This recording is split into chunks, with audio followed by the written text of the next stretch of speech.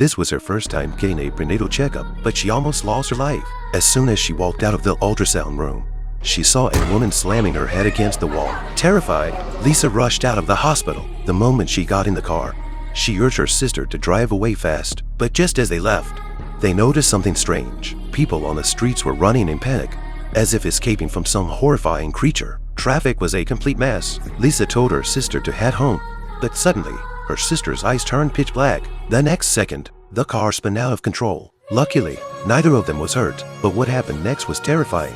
Lisa's sister got out of the car, completely ignoring Lisa's calls. Her body stiffened, and she walked straight into the middle of the road. Lisa barely had time to breathe, because the chaos around her was getting worse. People were running everywhere. She had no choice but to follow them. But she tripped and fell. Just as she thought it was over, a kind man grabbed her hand, pulling her into a nearby building. Before stepping inside, Lisa caught a glimpse of something horrifying. Another woman on the street had frozen in place, walking stiffly toward a burning car.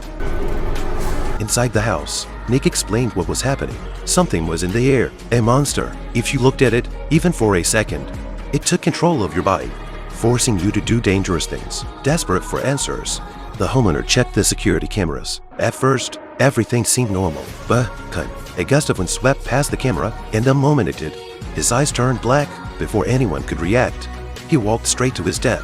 The group was horrified. Without hesitating, they smashed the monitor. Luckily, the house had enough food for now, but they couldn't stay here forever. With so many people and limited supplies, they had to find more food. But how could they avoid seeing the creature?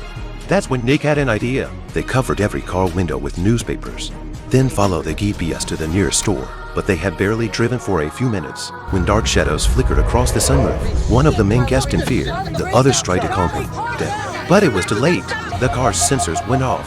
Something was surrounding them. The next second, the monster started shaking the car violently. Realizing the danger, Nick slammed the gas pedal. The car sped forward, escaping just in time. Miraculously, they made it to the supermarket. To stay safe, they blindfolded themselves before stepping out. Holding on to each other, they carefully made their way inside. Only after Nick shut all the curtains did they finally remove their blindfolds. Seeing the shelves stocked with food, they sighed in relief. But just as they started gathering supplies, a weak voice called for help outside.